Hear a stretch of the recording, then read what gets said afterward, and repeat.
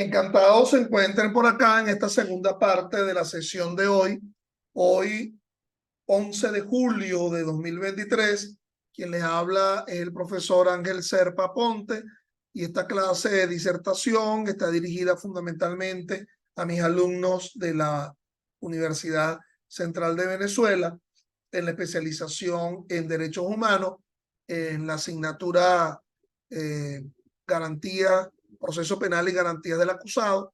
Y hoy nos está convocando el tema de la diferencia entre los sistemas inquisitorio y acusatorio. Ya en esta segunda parte, por favor, atiendan lo que se quedó, digamos, quedó grabado en mi canal YouTube en lo que atañe a la primera parte. Y bueno, allí estábamos abordando esas diferencias fundamentales y a partir de, digamos, de una tabla, ¿verdad?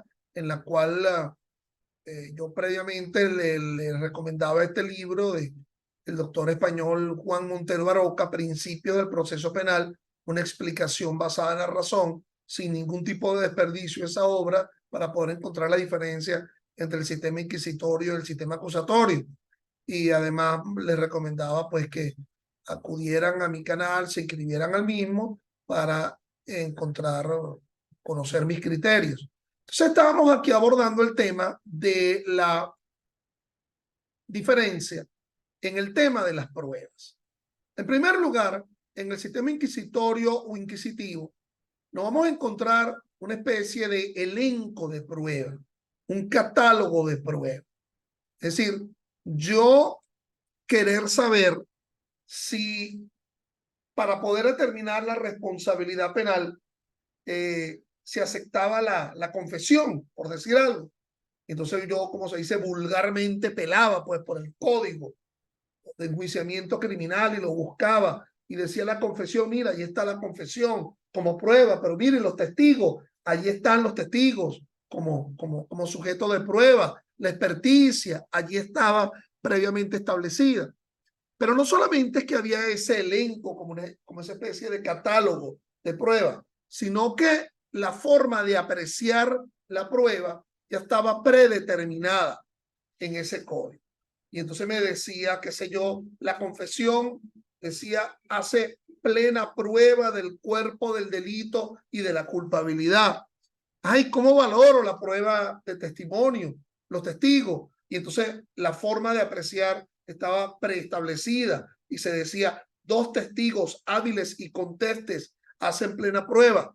Un tanto, como les decía yo en una clase introductoria de esto, en la clase histórica, como aceptando aquella premisa del Antiguo Testamento, ¿verdad? Donde se decía testis unus, testis nullus. Es decir, para poder establecer la responsabilidad penal de alguien sobre la base de una prueba testimonial, al menos que existiera más de un testigo. Ya no era un tema de eficiencia, sino un tema de suficiencia.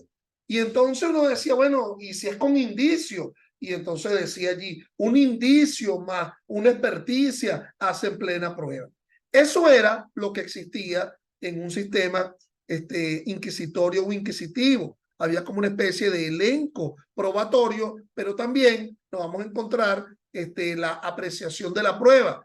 Y esa apreciación se asumía bajo el ámbito de una especie de tarifa legal, un valor que estaba predeterminado. En el sistema acusatorio, en cambio, que regula nuestro Código Orgánico Procesal Penal, nos vamos a encontrar con una libertad probatoria. En el artículo 182 del COP se establece la libertad probatoria. Puedo probar todo con todo.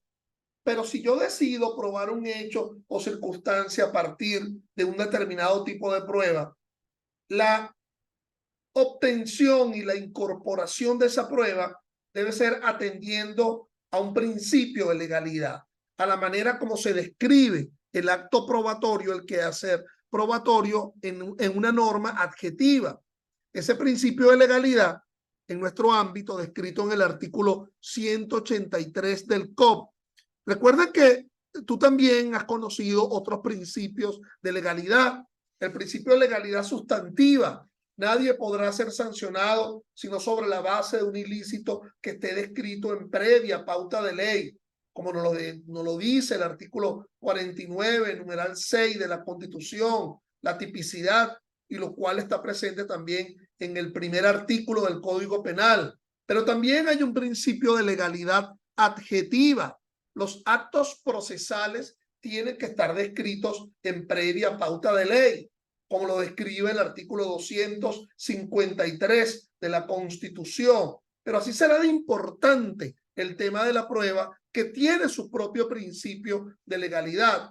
Ese que de nuevo, repito, está en el 183 del Código Orgánico, que sigue al 182, que nos habla de la libertad probatoria. Por cierto, no confundir con el 181 del COP, que me habla de la licitud probatoria. Y en la licitud probatoria lo que habla es de hipótesis de ilicitud, las 16, 17 hipótesis de ilicitud probatoria que viene desde comienzos del siglo XX, ¿verdad?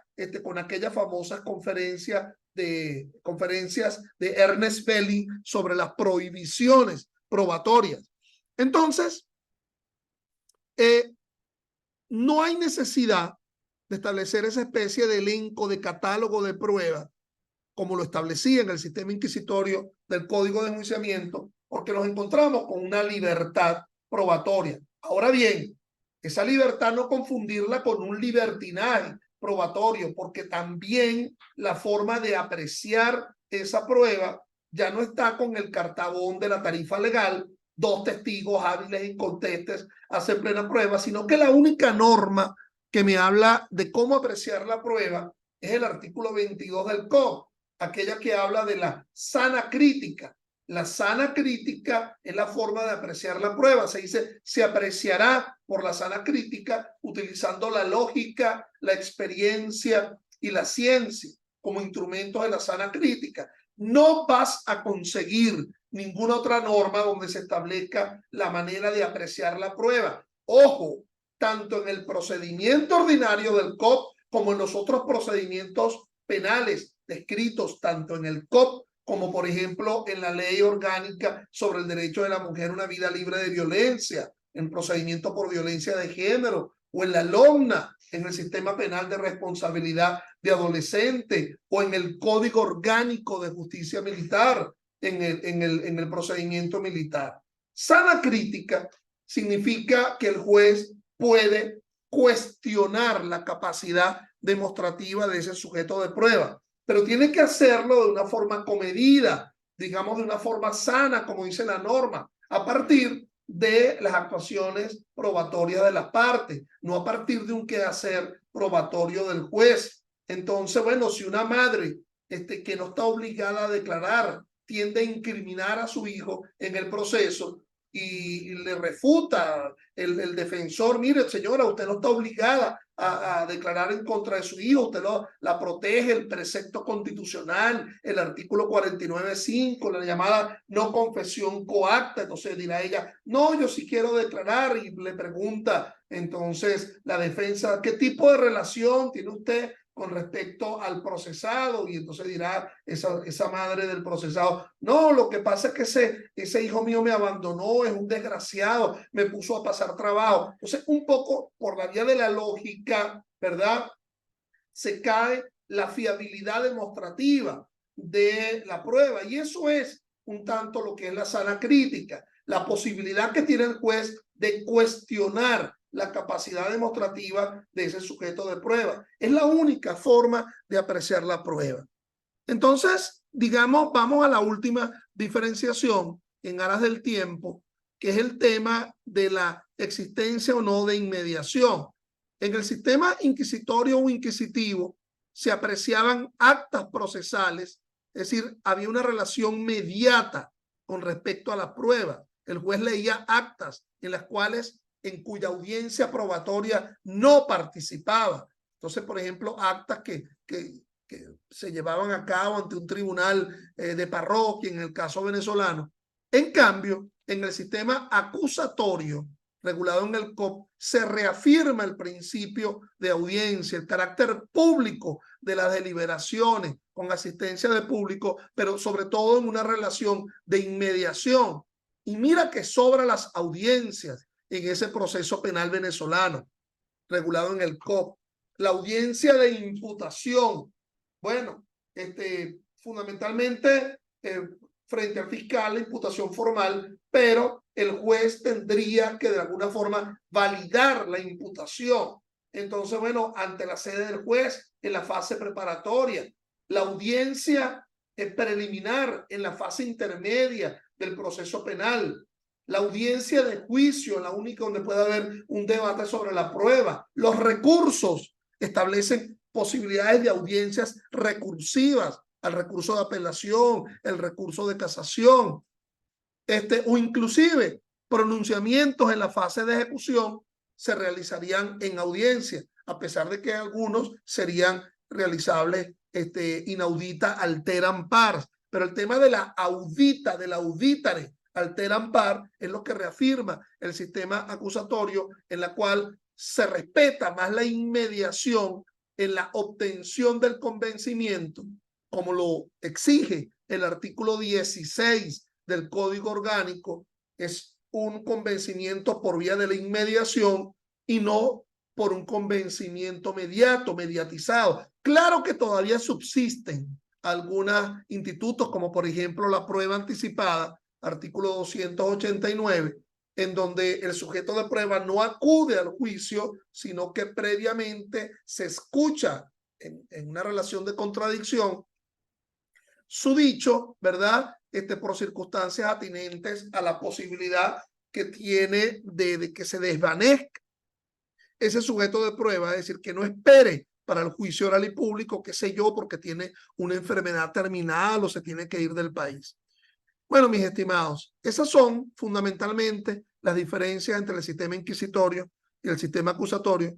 Y yo me retiro acá porque ya les dije que quería asistir a una actividad académica. Ahorita ya tiene 5 minutos de haber comenzado sobre las inhabilitaciones, entre otros profesores, el profesor Gruber Caría. Bueno, gracias. Hasta luego.